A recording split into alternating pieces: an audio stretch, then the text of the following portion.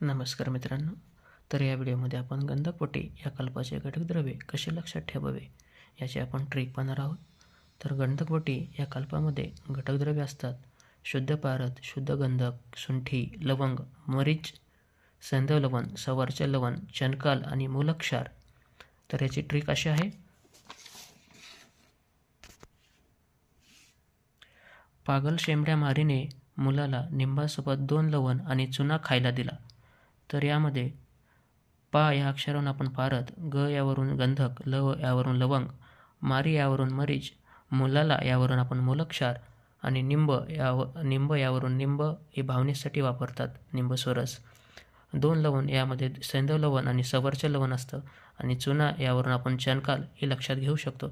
अशा प्रकारे गंधकवटी या कल्पाची ही ट्रिक आहे. ट्रिक आवडली असेल तर नक्कीच लाईक करा आणि अशा नवनवीन